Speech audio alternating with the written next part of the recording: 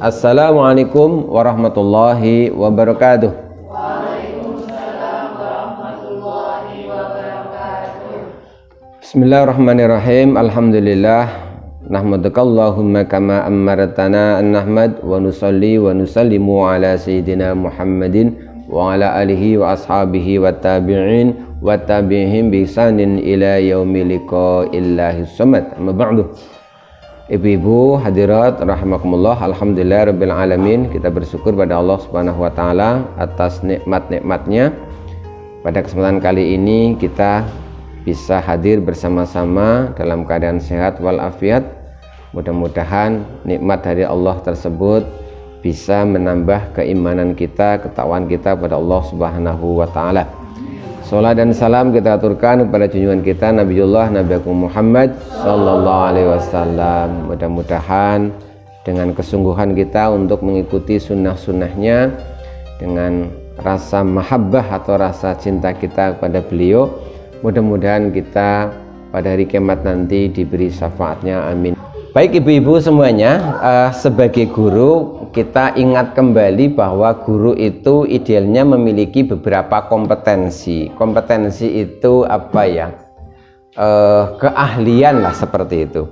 Selain kita harus menguasai materi yang kita sampaikan, kita juga harus memiliki kepribadian. Karena seorang guru ini dia tidak hanya mentransfer pengetahuan, tapi dia juga kalau bisa mentransfer perilaku.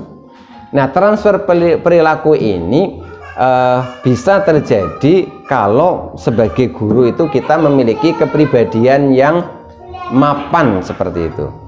Nah, berikut ini ada beberapa hal yang perlu sebagai guru kita terus berlatih agar kita memiliki kepribadian yang mapan. Di antaranya adalah kita membutuhkan sebuah keterampilan berkaitan dengan ketika kita mengalami peristiwa apapun dalam kehidupan sehari-hari. Jadi setiap hari kita tidak bisa lepas, tidak bisa tidak, kita akan mengalami berbagai macam peristiwa. Mungkin saat kita berhadapan dengan murid kita, ada yang nurut, ada yang tidak nurut. Mungkin ada yang cepat pemahamannya, ada yang kurang cepat.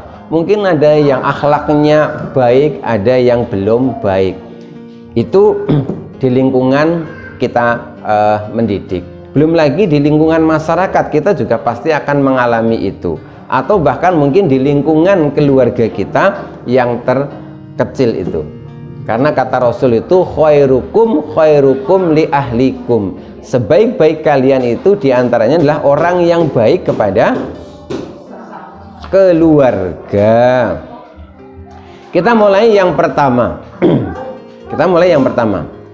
Dalam hidup ini selalu ada hal-hal yang Allah Subhanahu wa Ta'ala ada kalanya memberi kita kuasa untuk bisa mengendalikannya, dan ada hal-hal yang Allah itu tidak memberi kita kuasa untuk ikut mengendalikannya. Kita harus menyadari bahwa dalam hidup ini itu ada hal-hal tertentu yang kita bisa mengendalikan, tapi ada yang tidak bisa kita kendalikan. Di antara hal-hal yang tidak bisa kita kendalikan seperti keadaan alam, misalkan sekarang terang, mungkin nanti tiba-tiba hujan, mungkin nanti tiba-tiba panas, itu semuanya Allah tidak memberi kita kuasa untuk mengendalikan. Ada juga kejadian yang melibatkan orang lain, misalkan kita sudah bersiap-siap dari rumah untuk mengajar. Bayangan kita itu nanti para santri akan datang disiplin tepat waktu semuanya. Begitu kita datang ternyata kelasnya kosong, atau kita berkendaraan di jalan, kita sudah hati-hati, naik motornya sudah benar, tiba-tiba ada pengguna jalan lain yang nyerempet dan seterusnya. Itu kita tidak bisa mengendalikan. Kemudian sikap orang lain, kita pun tidak bisa mengendalikan sikap orang lain.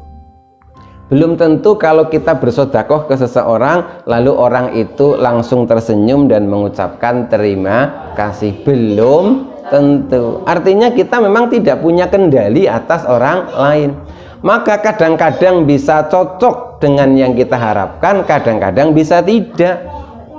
Sekali lagi, karena kita memang tidak punya kendali. Berikutnya, kita juga tidak bisa mengendalikan masa lalu. Tidak mungkin kita itu flashback kembali ke masa lalu kita edit masa lalu kita yang buram-buram biar jadi putih, tidak bisa.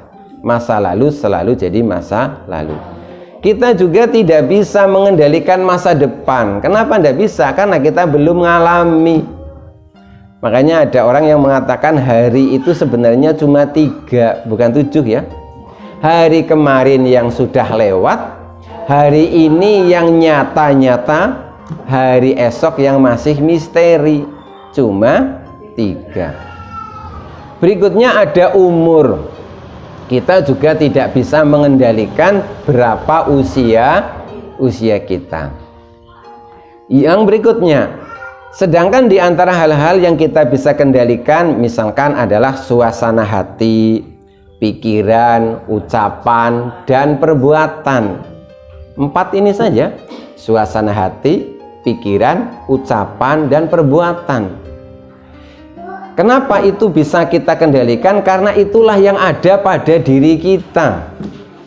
Kalau orang lain terima kasih atau tidak kalau kita beri, itu ada pada diri orang lain. Kita tidak punya kuasa untuk mengatur dan mengendalikannya. Kemudian yang berikutnya, ini yang penting ini. Untuk mendapatkan kebahagiaan dan kedamaian hidup, harusnya kita fokus pada hal-hal yang bisa kita kendalikan. Jadi banyak orang barangkali itu tidak bahagia, bahkan ada yang stres itu karena terlalu menyibukkan, memusingkan dengan hal-hal yang tidak bisa dikendalikan. Misalkan hujan, marah, aku punya jemuran banyak malah hujan. Begitu dikasih panas, marah. Saya kepengen udara sejuk, malah panas. Jadi kalau kita itu sibuk memikirkan yang tidak bisa dikendalikan, lama-lama itu pusing sendiri. Maka daripada kita sibuk memikirkan yang memang di luar kendali kita, kenapa kita tidak mikirkan yang bisa kita kendalikan? Jadi sekali lagi yang bisa kita kendalikan diantaranya apa tadi? Pikiran. Ingat, pikiran. Kita tidak bisa mengatur orang lain, tapi kita bisa ngatur pikiran kita. Misalkan begini, kita memberi sesuatu kepada orang itu kemudian merengut dan tidak berterima kasih. Sebenarnya pikiran kita itu bisa pilih kok. Pilih antara aku marah, antara aku tersinggung, atau antara aku tetap berhusnudon, berbaik sangka. Semuanya bisa kita kendalikan. Kemudian perkataan kita yang keluar itu juga sebenarnya bisa dikendalikan. Kalau perkataan orang lain bisa enggak? Tidak bisa. Jadi kita tidak bisa menyalahkan mungkin anak kita pulang-pulang main tiba-tiba banyak kalimat yang tidak-tidak. Ya, kita tidak tahu pengaruh dari mana. Yang jelas hanya kita yang bisa mengendalikan perkataan kita sendiri. Kemudian perasaan yang muncul.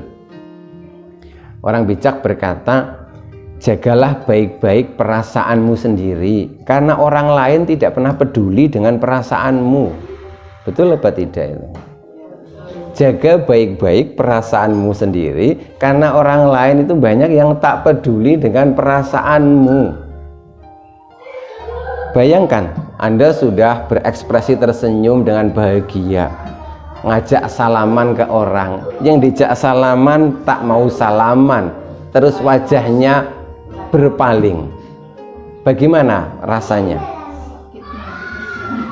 Rasanya tentu sangat sakit sekali. Tetapi sekali lagi, entah sakit entah pahit, itu sebenarnya kita bisa ngatur sendiri kok. Maka apa tadi? Jagalah baik-baik perasaanmu sendiri, karena banyak orang lain yang tidak peduli. Kemudian tindakan kita sendiri. Tindakan kita sendiri pun sebenarnya bisa dikendalikan. Kita lihat misalkan ada anak misalkan bersalah. Kita kan bisa milih tindakan kita. Apakah kita jewer? Apakah kita jiwit? Ataukah kita sabet? Atau apa? Itu sebenarnya kita bisa mengendalikan tindakan kita. Kemudian berikutnya, fokus pada hal-hal yang tidak dapat dikendalikan akan memunculkan ketidakpuasan, stres, kekecewaan, dan lain sebagainya. Misalkan begini, bisa nggak kita ikut mengendalikan pembagian BLT? Tetangga kita dapat semuanya, kita satu-satunya rumah yang dilewati. Terus kalau kita marah-marah apa terus Pak Presiden telepon Anda, tolong itu dikasih, begitu? Terus lagi ibu-ibu Anda ke warung, kemarin Anda belanja cabai itu seperempat masih 5.000, loh kok baru 2 hari cabai sudah 15.000? Anda bisa kendalikan itu pedagangnya? Tidak bisa. Ya udah bayarin aja lah, bayarin saja. Makanya ada orang yang guyon begini, musim-musim banyak kondangan itu ada orang berdoa begini, ya Allah semoga bulan ini nggak banyak kondangan ya Allah. Boleh nggak berdoa begitu? Nggak usah berdoa begitu, berdoalah ya Allah berapapun aku harus nyumbang, berilah aku rezeki, gitu aja. Malah ada yang bertanya, Pak ada nggak ya satu negeri yang di situ nggak ada kondangan, saya mau tinggal di situ. Di Amerika ada kondangan nggak kira-kira ya? Tidak tahu, saya nggak pernah kesana. Berikutnya, sumber stres adalah terlalu memikirkan dan mengeluhkan hal-hal yang tidak bisa dikendalikan. Kita ini mengajar santri, jadi kita harus menyadari betul bahwa seperti apa perilaku santri kita itu, ya kita terima. Memang itu bagian yang kita tidak bisa mengendalikan. Jangan mentang-mentang dia ngaji dengan kita setiap hari, maka dia harus nurut sesuai dengan apa yang kita kehendaki. Jangankan santri, anak kita sendiri pun seringkali tak sesuai dengan yang kita kehendaki. Jangankan anak kita, diri kita sendiri pun seringkali tak sesuai dengan yang kita inginkan, ya apa tidak? Saya kepinginnya tadi malam bangun sholat tahajud, saya sudah bangun tapi tahajudnya males. Maka kata orang bijak, jangan marah ketika orang lain itu tak seperti yang engkau kehendaki, karena engkau sendiri kadang-kadang pun tidak selalu sesuai dengan yang engkau kehendaki. Berikutnya, banyak orang gampang mengeluh, misalkan ada hujan terus marah, panas terik marah juga, padahal dengan mengeluh dan marah hujannya tetap tetap hujan, panas ya tetap panas. Kata pepatah, kita tidak bisa mengendalikan arah angin, namun kita bisa mengatur layar dan mengarahkan perahu kita. Kita berusaha, Allah yang tentukan hasilnya. Jadi ikuti anak-anak yang biasa main layang-layang. Saya belum pernah ketemu anak main layangan itu marah-marah kenapa anginnya ke utara. Berarti anak-anak kita cerdas-cerdas ya. Mereka nggak pernah memarahin angin itu. Mereka enjoy saja. Angin, kau mau terbang kemana sesukamu lah, yang penting layang-layangku di bawah. Seperti halnya kapal, kita tidak bisa mengendalikan arah kapal, kita hanya bisa mengatur layarnya dan mengatur laju kapalnya. Apabila nah ini yang penting nih, apabila mengalami hal-hal yang berada di luar kendali, apa yang harus dilakukan? Maka fokuslah pada respon kita untuk menghadapinya. Sekali lagi nih, kalau kita benar-benar mengalami kejadian yang di luar kendali kita, yang terpenting adalah diri kita sendiri.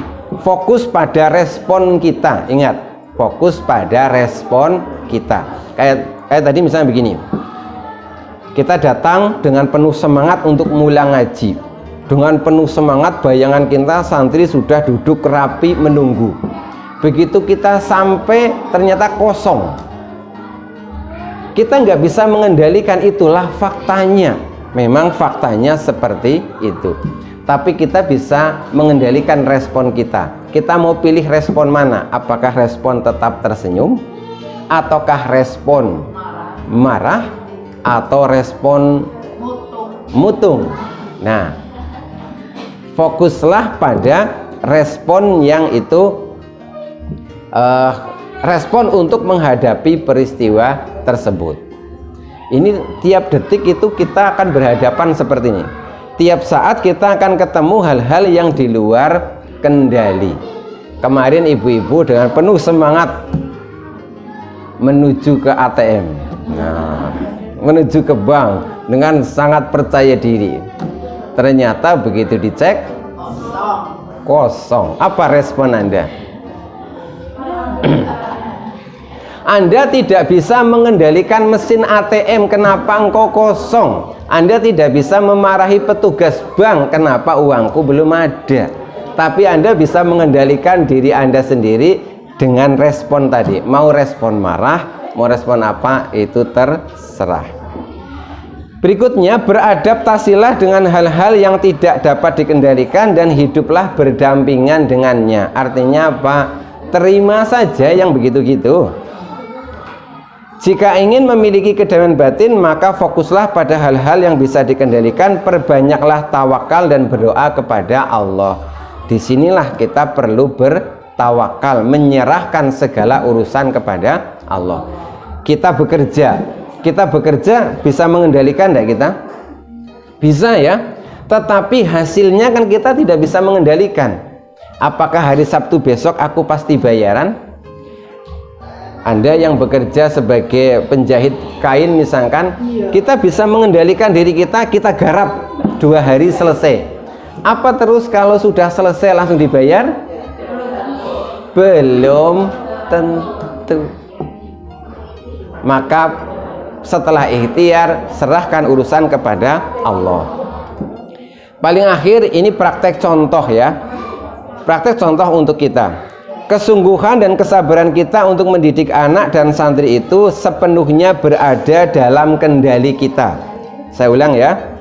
Kesungguhan dan kesabaran kita untuk mendidik anak itu ada dalam kendali kita. Namun apakah anak tersebut nantinya paham atau tidak, pintar atau tidak, semuanya itu kita tidak punya kendali.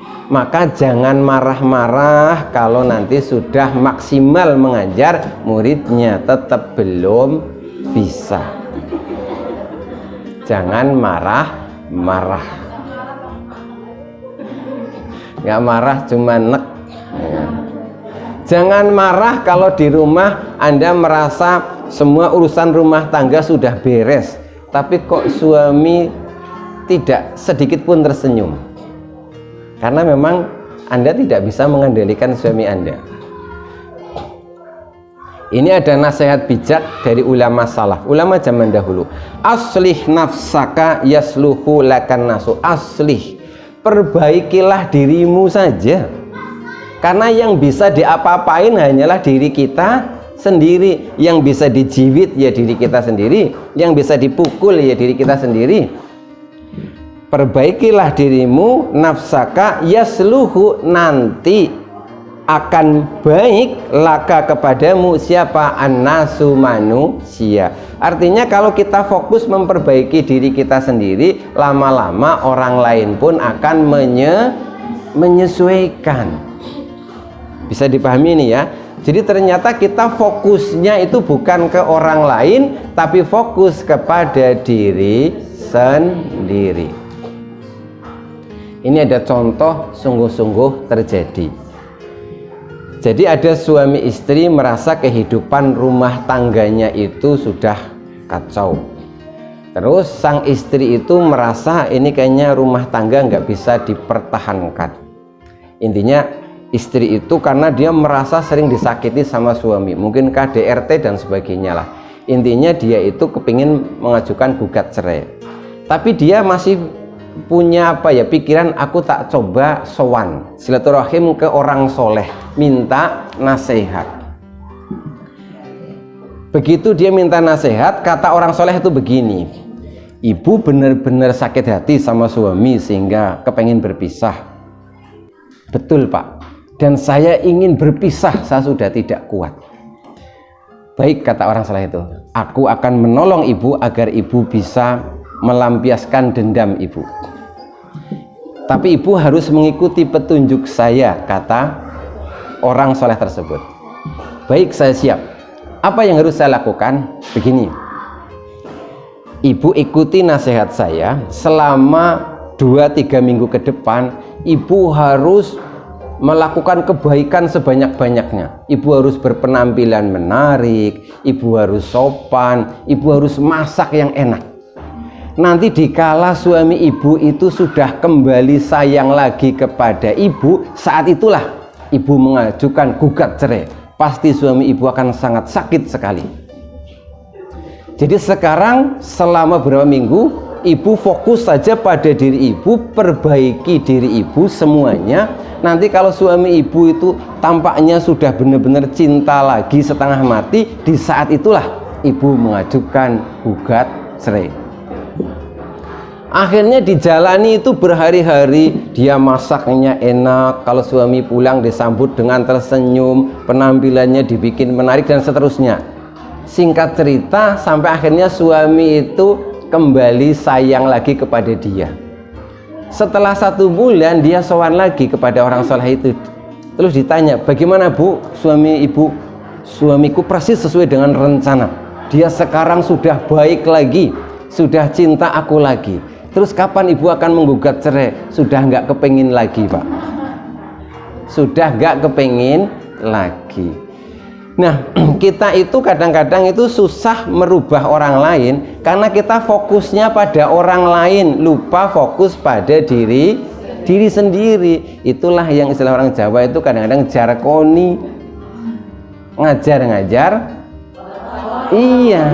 Coba kalau kita fokus ke diri sendiri, misalkan kita rajin baca Quran, rajin sholat, rajin apa gitu, lama-lama keluarga kita kan lama-lama ke bawah juga.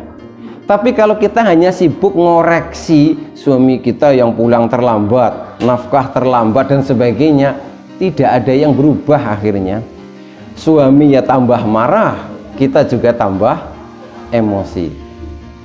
Jadi kesimpulannya, mari kita sebagai para guru-guru Al-Quran ini kita pegangi betul aslih nafsaka. Kita selalu berusaha untuk memperbaiki diri kita. Seperti apapun para santri, biarlah mereka seperti itu. Yang penting kita terus saja berusaha, terus berikhtiar.